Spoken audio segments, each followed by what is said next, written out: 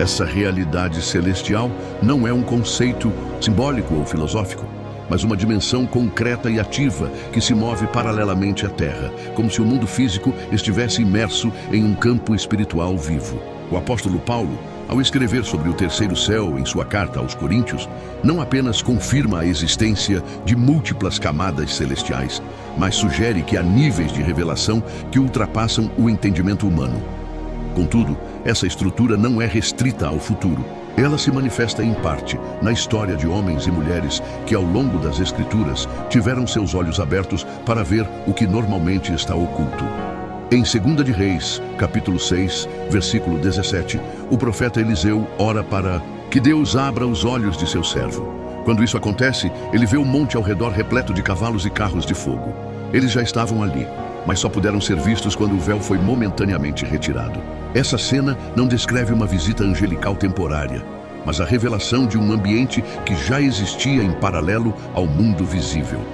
É como se Deus dissesse: não é que os céus vieram até você, é que você está dentro deles sem perceber.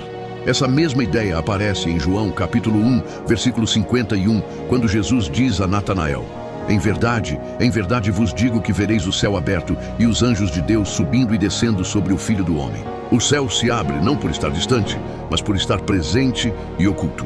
Os céus são realidades que coexistem, e não apenas esferas hierárquicas no alto. Eles envolvem a terra, tocam o tempo e se revelam no momento e no lugar determinados. Bordeaux-Montlucas, capítulo 2, versículo 13, também revela isso. No campo, enquanto os pastores cuidavam de seus rebanhos, uma multidão celestial aparece subitamente, louvando a Deus. Não é dito que os anjos desceram dos céus, mas que apareceram ali. A glória estava ao redor e se tornou visível por um instante. O véu que separava os dois mundos foi rasgado temporariamente. Essa compreensão muda tudo. O paraíso não é apenas um destino, mas uma presença. O céu não é apenas futuro, mas também presente. Os três céus não estão empilhados verticalmente como camadas distantes, mas se entrelaçam espiritualmente com a criação. O primeiro, céu, visível aos olhos, é apenas uma sombra do que está acima. O segundo, onde ocorrem as batalhas invisíveis, nos cerca com realidades que influenciam o mundo natural. E o terceiro, morada do Altíssimo, é o trono eterno de onde flui toda a santidade. É esse véu que separa a percepção humana da realidade divina. É essa barreira invisível que nos impede de compreender o quanto estamos rodeados por sinais, presenças e glória. Muitos vivem como se os céus estivessem fechados, quando na verdade estão apenas encobertos. O véu é mais espiritual do que físico e pode ser tocado por oração, fé, santidade e entrega.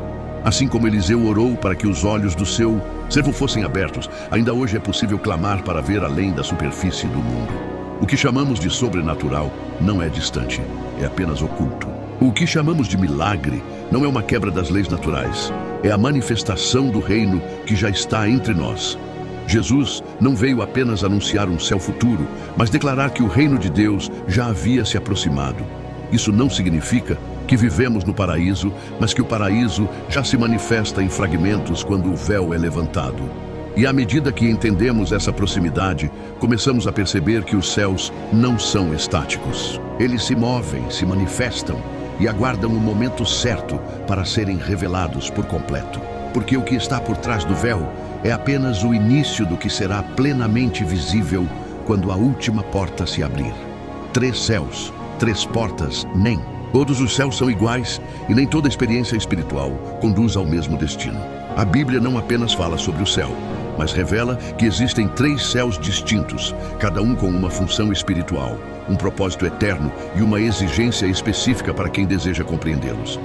A compreensão dessa estrutura é fundamental para quem anseia entender o reino de Deus com maturidade. Ao contrário da ideia simplista de um único céu celestial, a Escritura apresenta uma hierarquia espiritual em camadas, como se fossem portais, níveis de revelação que o homem só atravessa mediante resposta apropriada. O apóstolo Paulo, ao escrever à igreja de Corinto, relatou uma experiência sobrenatural que ultrapassa os limites da linguagem humana. Ele disse: conheço um homem em Cristo que há 14 anos foi arrebatado até o terceiro céu. Se no corpo ou fora do corpo, não sei, Deus o sabe. e esse homem foi arrebatado ao paraíso e ouviu palavras inefáveis, que ao homem não é permitido falar. Segundo aos Coríntios, capítulo 12, versículos 2 a 4. Essas palavras não são simbólicas, elas são descritivas. O terceiro céu é real. É o lugar onde Deus habita em sua plenitude e onde o apóstolo ouviu aquilo que não se pode repetir com palavras terrenas. Se há um terceiro céu, então há um segundo e um primeiro. Essa ordem implícita é confirmada ao longo das Escrituras. O primeiro céu é aquele que todos os olhos veem, o firmamento visível que cobre a terra. É o céu da criação, das nuvens, das estrelas, dos pássaros. Gênesis capítulo 1, versículo 20, declara que Deus criou as aves que voam sobre a terra no firmamento dos céus. Esse é o primeiro portal, o mais acessível e ainda assim profundamente espiritual. Ele não é apenas físico, ele é o palco da revelação visível da glória de Deus. Como está escrito no Salmo 19, versículo 1, os céus proclamam a glória de Deus e o firmamento anuncia a obra das suas mãos. O segundo céu, por outro lado, é o domínio invisível onde batalhas espirituais ocorrem. É onde se manifestam principados, potestades e forças que não podem ser detectadas pelos olhos naturais, mas que operam com influência decisiva sobre a terra. É neste céu que os conflitos descritos em livros como Daniel, capítulo 10, se desenrolam. O anjo que apareceu a Daniel disse: o príncipe do reino da Pérsia me resistiu por 21 dias, revelando que forças espirituais agem sobre nações e resistem à vontade de Deus. O segundo céu é também o domínio onde Satanás ainda atua como acusador, aguardando o juízo final, como descrito em Apocalipse capítulo 12.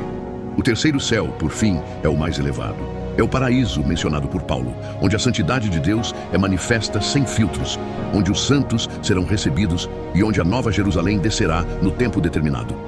É o céu da plenitude, o lugar do trono, o centro absoluto da glória, eterna. É ali que João teve visões grandiosas no livro do Apocalipse. Apocalipse capítulo 4, versículo 1, registra: depois destas coisas olhei, e eis que estava uma porta aberta no céu. E a primeira voz, que como de trombeta ouvira falar comigo, disse: sobe aqui, e te mostrarei as coisas que depois destas devem acontecer.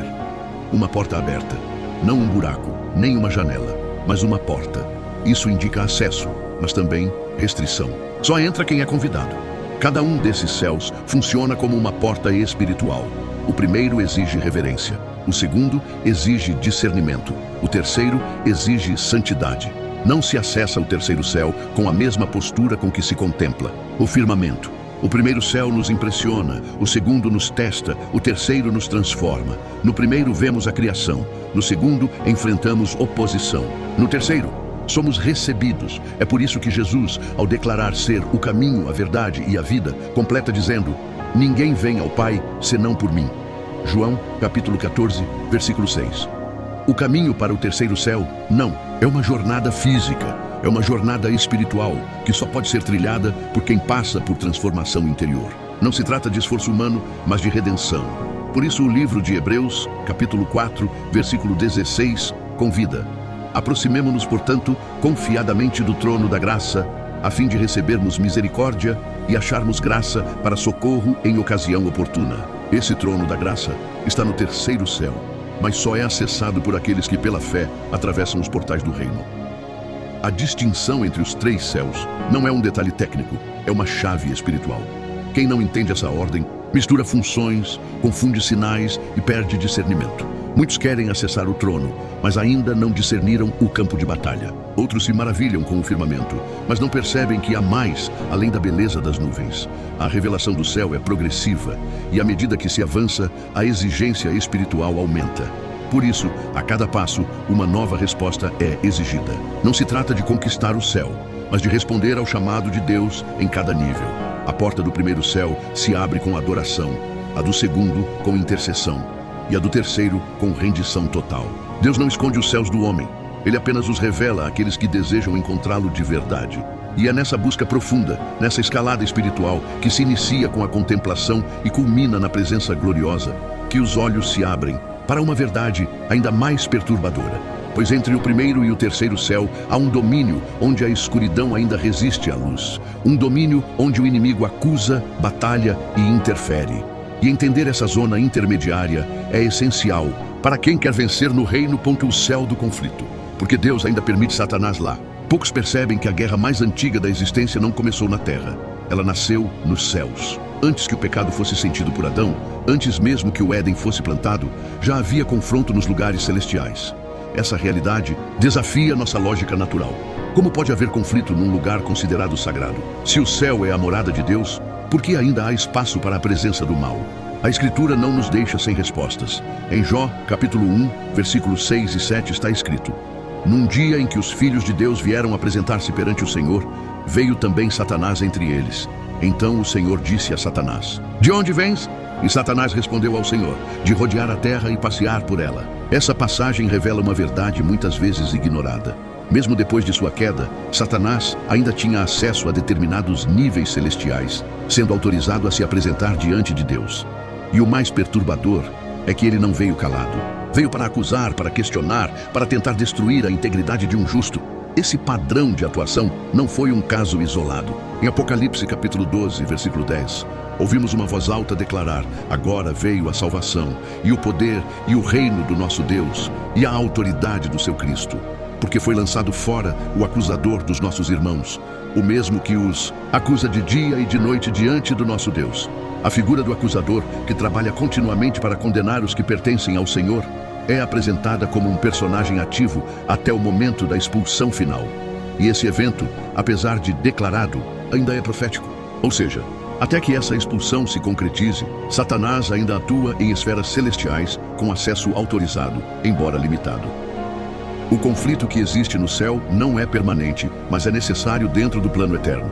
Deus, que poderia eliminar toda a oposição com uma só palavra, escolheu permitir um tempo de atuação limitada do inimigo. Isso não é fraqueza divina, é parte de um propósito que inclui julgamento justo, manifestação da glória e a revelação completa da fidelidade dos santos. O céu, portanto, não é apenas lugar de adoração, é também tribunal. É o local onde argumentos são ouvidos, onde testemunhos são apresentados e onde o justo juiz pronuncia sentenças eternas. Zacarias, capítulo 3, também ilustra esse cenário. O profeta tem uma visão em que Josué, o sumo sacerdote, está diante do anjo do Senhor, mas Satanás está à sua direita para acusá-lo. E o Senhor responde: O Senhor te repreenda, ó Satanás. Sim, o Senhor que escolheu Jerusalém te repreenda.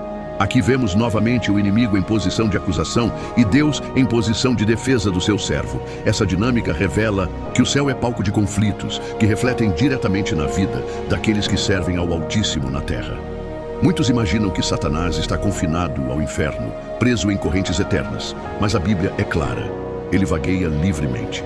Pedro o descreve como um adversário que anda em derredor, como leão que ruge, procurando a quem possa tragar. 1 Pedro, capítulo 5, versículo 8. O livro de Apocalipse, capítulo 20, versículo 10, mostra que sua condenação definitiva ao lago de fogo ainda está por vir. Isso significa que até lá, sua influência espiritual ainda está ativa. E parte dessa atuação acontece nos céus, onde tenta interferir no que Deus está realizando. Esse conhecimento, longe de causar medo, deveria despertar discernimento. O segundo céu, esse domínio entre o visível e o trono de Deus, é onde a batalha acontece. É nesse lugar que os anjos guerreiam, que as orações são confrontadas e que o destino de nações pode ser decidido. Daniel, capítulo 10, versículo 13, traz um exemplo contundente. O anjo que foi enviado a Daniel precisou de ajuda para romper a resistência espiritual do príncipe da Pérsia, uma entidade espiritual maligna que atuava nos céus, sobre a terra. Somente com o auxílio de Miguel, um dos príncipes celestiais, ele conseguiu romper e entregar a resposta. A realidade é clara. Enquanto os céus superiores são lugares de glória, os céus intermediários ainda abrigam conflito. E isso não diminui a santidade de Deus, pois ele não está em guerra consigo mesmo. A guerra é entre o reino que já veio e o império das trevas que resiste à sua total manifestação. A presença de Satanás em certos domínios celestiais não contamina a santidade divina, pois ele é tolerado por um tempo e para um propósito: o cumprimento completo da justiça. O dia virá em que o céu será totalmente purificado de sua presença, mas esse dia ainda pertence ao tempo profético. Por enquanto, é necessário entender que parte da intercessão, da adoração e da fidelidade dos crentes é observada nesse contexto de acusação constante. E é por isso que Hebreus, capítulo 7, versículo 25, diz que Jesus vive para interceder por nós. Ele não apenas venceu na cruz, ele nos defende no céu. Sua intercessão constante é o que nos protege do peso das acusações do adversário. O sangue do Cordeiro não apenas perdoa, ele silencia o acusador. Essa compreensão muda a forma como oramos, como resistimos e como caminhamos. Não estamos apenas enfrentando lutas aqui na terra. Estamos sendo lembrados, vigiados e julgados no céu. E nesse tribunal, quem se levanta a nosso favor é o Filho do Deus vivo, o único digno de abrir os selos e governar sobre tudo. Mas o cenário onde isso acontece ainda abriga ecos de confronto, pois até que venha o juízo final, a sala do céu ainda ecoa as vozes da oposição. E é exatamente nesse ambiente que outros seres celestiais se movem. Eles não apenas batalham, mas proclamam, anunciam e descem com missões específicas. Entre o céu mais alto e a terra, há uma região onde os mensageiros voam e onde a eternidade encontra o tempo. O meio do céu, onde os anjos nos observam. Entre os céus do conflito e o trono eterno, existe uma região espiritual que parece estar em constante movimento. Não se trata apenas de um espaço simbólico, mas de uma realidade descrita nas Escrituras como o meio do céu. Um lugar onde seres celestiais transitam, proclamam mensagens divinas e observam atentamente os acontecimentos na terra. Poucos dão atenção a essa dimensão, mas ela é mencionada com clareza no livro do Apocalipse, e compreender sua função é essencial para quem deseja discernir como o céu interage com o tempo e a humanidade. Em Apocalipse, capítulo 14, versículo 6, João escreve: Vi outro anjo voando pelo meio do céu, tendo o evangelho eterno para pregar aos que se assentam sobre a terra e a toda nação, tribo, língua e povo. A expressão grega usada aqui é mesoranema, que literalmente significa céu do meio, ou região intermediária dos céus. Essa dimensão não é o céu visível do firmamento nem o trono inacessível da glória eterna, mas uma zona de proclamação, de atividade espiritual contínua. É ali que os mensageiros divinos se movimentam com autoridade delegada, cumprindo missões específicas em nome de Deus. Essa não é uma menção isolada. Em Apocalipse, capítulo 8, versículo 13, está escrito: E olhei e ouvi um anjo voando pelo meio do céu, dizendo com grande voz: Ai, ai, ai dos que habitam sobre a terra, por causa das outras vozes das trombetas dos 3 anjos que ainda hão de tocar. O meio-céu é, portanto, lugar de anúncio.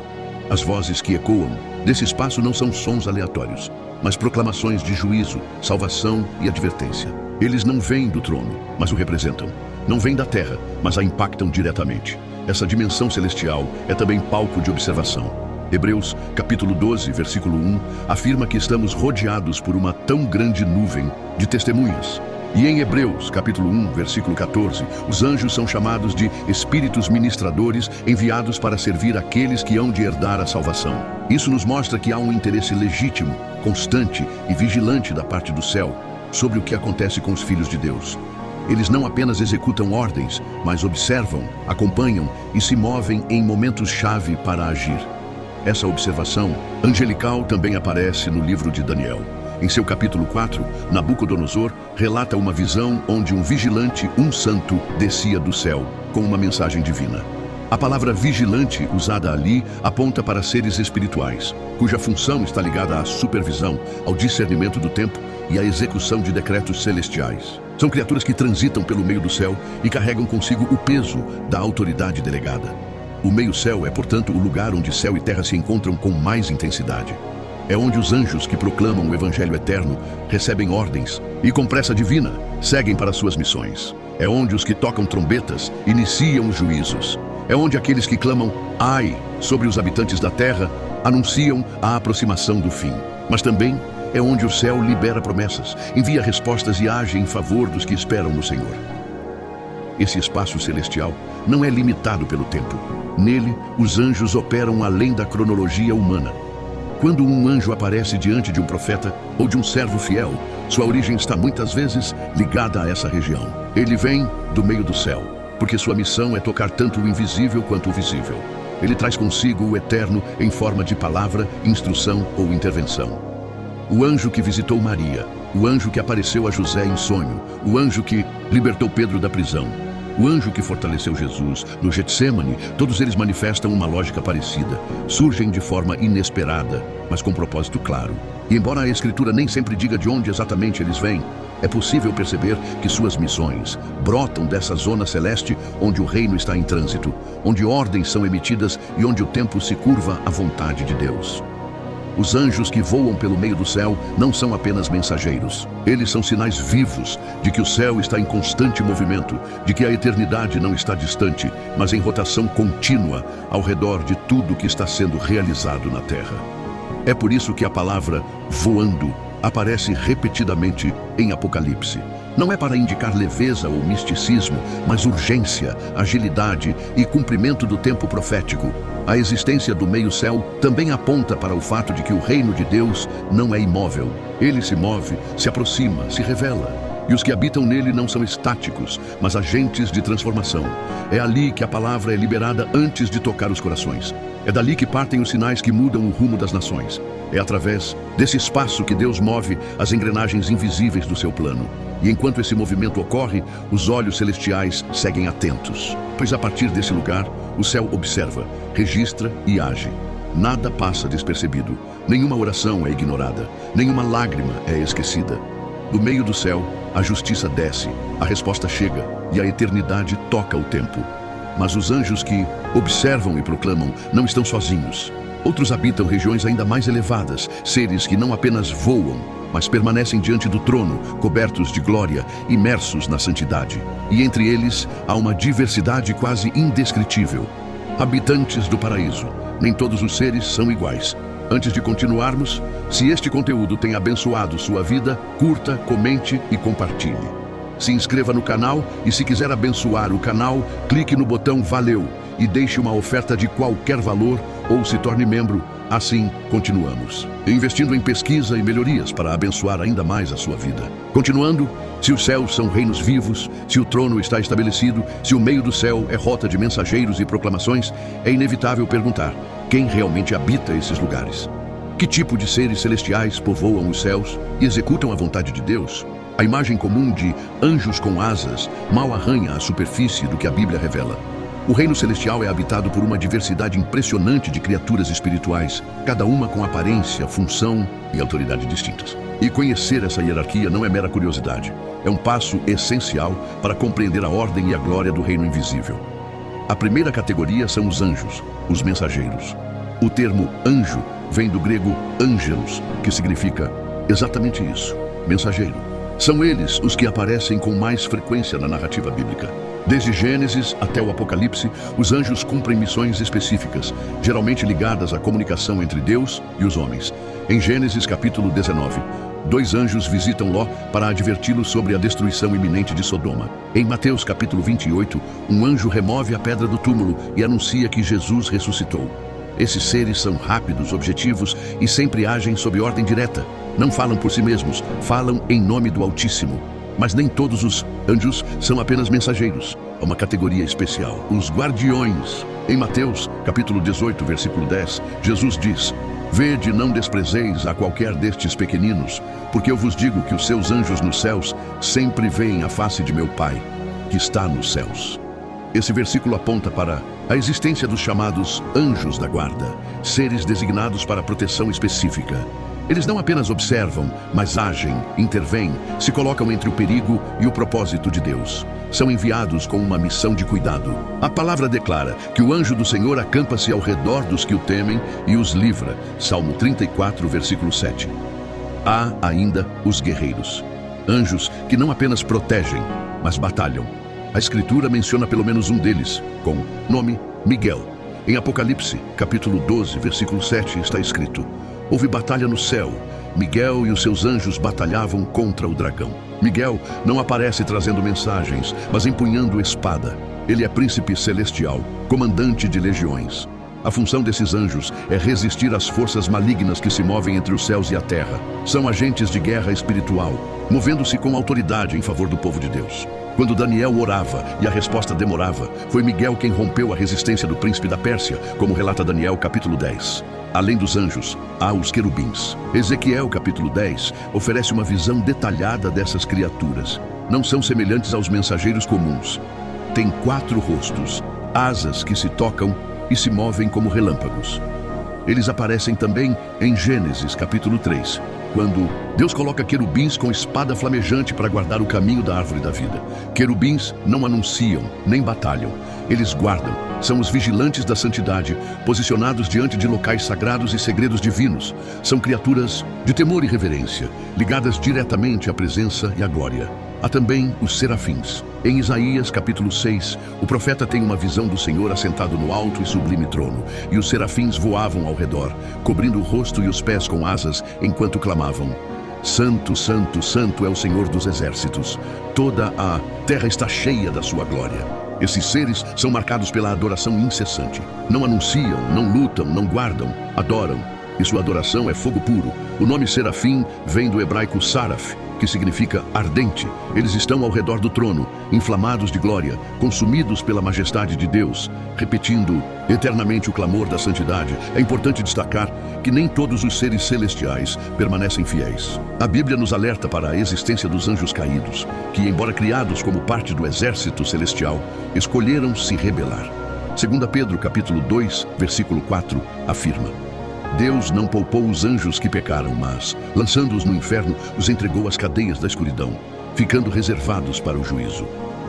Judas, versículo 6, complementa: os anjos que não guardaram seu estado original, mas deixaram sua própria habitação, ele tem guardado em prisões eternas, sob trevas, até o juízo do grande dia. Esses seres, liderados por Satanás, atuam ainda hoje. São responsáveis por engano, opressão, manipulação espiritual. E ainda que derrotados na cruz, continuam operando até o tempo do julgamento. Efésios capítulo 6 nos adverte a vestir toda a armadura de Deus, pois nossa luta não é contra carne e sangue, mas contra principados, potestades, dominadores deste mundo tenebroso e forças espirituais do mal nas regiões celestiais. Ao compreendermos essa complexa hierarquia, entendemos também que o céu não é um reino desorganizado. Tudo tem ordem, função e propósito. A diversidade dos seres celestes reflete a grandeza de Deus. Ele não repete, ele cria com intencionalidade. Cada ser reflete um aspecto da glória. Os mensageiros revelam sua voz, os guardiões sua fidelidade, os guerreiros sua justiça, os querubins sua santidade, os serafins sua majestade. Até os que caíram servem involuntariamente à sua soberania, pois nada escapa ao seu governo. E se os céus são assim organizados, que dizer da terra? Se os anjos têm funções específicas, será que nós, os redimidos, não temos também? A ordem celestial nos ensina sobre missão, sobre identidade e sobre chamado. Porque assim como há hierarquia nos céus, há propósito sobre cada filho de Deus na terra. Mas ainda que cada um desses seres opere nos céus, há uma barreira que separa tudo isso da percepção comum. Uma divisão entre o visível e o invisível, entre o agora e o eterno. Uma barreira que, desde a queda, limita nossa visão, mas não impede o plano divino. A barreira entre o céu e a terra. Por que ainda não podemos ver? Mesmo com tudo o que a Bíblia revela sobre os céus, seus habitantes, sua estrutura e sua proximidade, uma pergunta permanece ecoando em quem busca entender os mistérios de Deus. Se tudo isso é tão real, por que não conseguimos ver? Porque mesmo com fé, oração e entrega, o céu ainda parece tão distante. A resposta está em uma barreira invisível, porém absolutamente real. Uma separação que se estende desde o Éden até os nossos dias. Uma barreira que não é feita de matéria, mas de condição espiritual. Desde o princípio, Deus desejou plena comunhão com o homem. Em Gênesis capítulo 3, está implícito que o Senhor andava no jardim com Adão e Eva, e havia liberdade no relacionamento. Não havia véu, não havia medo, não havia distância, mas quando o pecado entrou, algo se rasgou na dimensão espiritual. A comunhão foi interrompida e com ela a visão. O pecado não apenas afastou o homem da presença, ele o cegou para a realidade celestial. A consequência foi imediata. Esconderam-se da presença do Senhor. Não porque ele tivesse sumido, mas porque já não podiam suportar sua glória. Isaías, capítulo 59, versículo 2, descreve essa ruptura com precisão. As vossas iniquidades fazem separação entre vós e o vosso Deus. E os vossos pecados encobrem o seu rosto de vós, para que não vos ouça.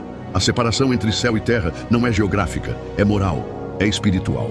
A barreira que impede o homem de ver os céus não está nas nuvens, mas na alma. É o pecado que cobre os olhos, que obscurece a mente, que endurece o coração. Por isso Jesus declarou em João capítulo 3, versículo 3: se alguém não nascer de novo, não pode ver o reino de Deus. O verbo usado ali é ver.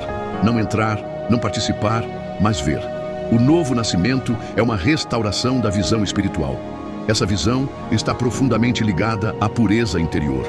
Em Mateus, capítulo 5, versículo 8, Jesus afirma: bem-aventurados os limpos de coração, porque eles verão a Deus. O céu não se esconde de todos. Ele se oculta dos que vivem com os olhos voltados apenas para este mundo. Os que se rendem, os que são lavados, os que buscam ao Senhor com integridade, recebem vislumbres. Eles veem o invisível, como Moisés, que permaneceu firme, como quem vê aquele que é invisível.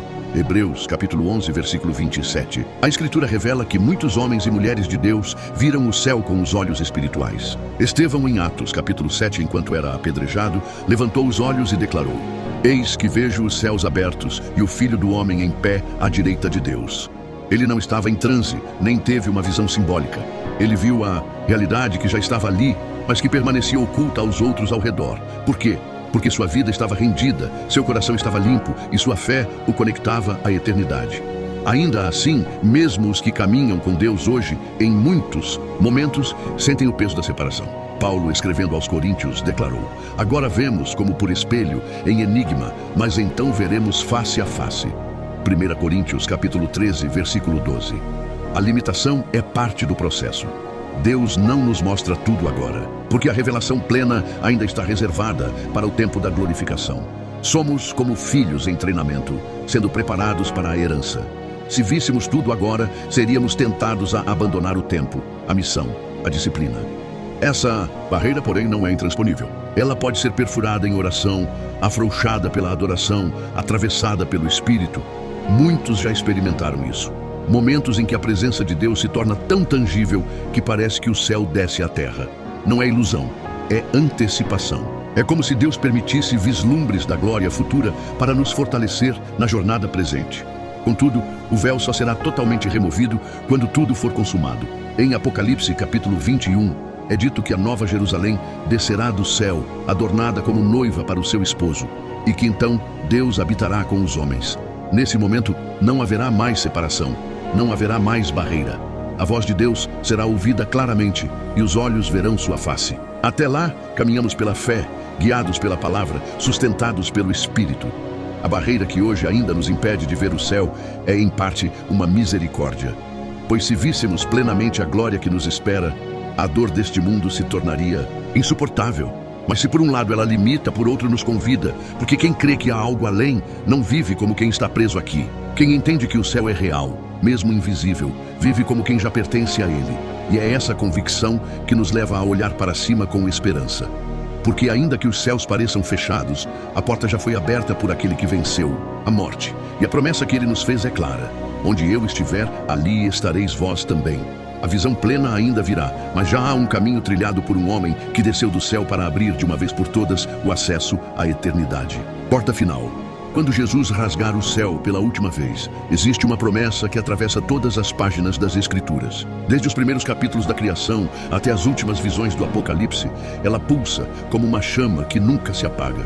O céu não permanecerá fechado para sempre. Ele será rasgado. Não mais por vislumbres, não mais por janelas, não mais por visões isoladas, mas por completo. E aquele que rasgará os céus será o mesmo que já os atravessou antes: Jesus Cristo, o Cordeiro de Deus, o Rei que virá em glória. O profeta Isaías, muito antes do nascimento do Messias, já clamava: se fendesses os céus e descesses para que os montes tremessem diante de ti. Isaías, capítulo 64, versículo 1. Esse clamor ancestral ecoa ainda hoje no coração dos que anseiam pela justiça de Deus, pela restauração de todas as coisas e pelo cumprimento final das promessas. O rasgar dos céus não será simbólico, será literal, visível, inquestionável. Os céus se abrirão como cortinas removidas diante do trono, e todos os olhos verão o que antes estava oculto. João, no livro do Apocalipse, testemunhou esse momento. Em seu capítulo 19, versículo 11, ele escreveu: vi o céu aberto, e eis um cavalo branco. O que estava assentado sobre ele chama-se Fiel e Verdadeiro, e julga e peleja com justiça. O céu se abre não como cenário, mas como evento final. E aquele que surge montado no cavalo branco não vem mais como servo, nem como cordeiro, mas como rei, como juiz, como Senhor dos senhores. Seu nome é Palavra de Deus, e seu manto está tingido de sangue. O sangue da redenção que selou o destino eterno dos que creem. A porta final que se abrirá não é nova. Ela já foi aberta uma vez, em outra direção. Em João, capítulo 14, versículo 6, Jesus declarou: eu sou o caminho, a verdade e a vida. Ninguém vem ao Pai senão por mim. Com essas palavras, ele não apenas se apresentou como Salvador, mas como acesso. Ele não aponta o caminho, ele é o caminho. A porta que será rasgada no fim já foi aberta na cruz. Quando Jesus morreu, o véu do templo se rasgou de alto a baixo. Mateus, capítulo 27, versículo 51. Como um anúncio silencioso de que a separação estava sendo desfeita. Mas o rasgar final ainda está por acontecer. Efésios, capítulo 2, versículo 18, confirma: por ele, ambos temos acesso ao Pai em um mesmo Espírito. O acesso é garantido, mas o encontro pleno ainda é futuro. Hoje, entramos espiritualmente. No fim, entraremos literalmente. A porta final é o cumprimento de tudo o que foi iniciado. O céu se abrirá como resposta ao sangue derramado, como selo do juízo e como prêmio da perseverança dos santos. Será o fim da espera, o fim da dúvida, o fim da separação. A Escritura diz que ele virá com poder e grande glória. Não, virá escondido. Não virá discretamente. Em Apocalipse capítulo 1, versículo 7 está escrito: eis que vem com as nuvens, e todo olho o verá, até os mesmos que o traspassaram.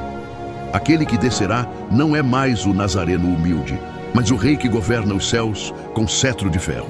E seu retorno não será silencioso. Os anjos, as trombetas, os exércitos celestiais o acompanharão. Ele descerá, e com ele descerá também a nova Jerusalém, adornada como noiva. Nesse momento, os céus não serão mais um conceito teológico, nem uma promessa invisível. Serão realidade plena, visível, incontestável.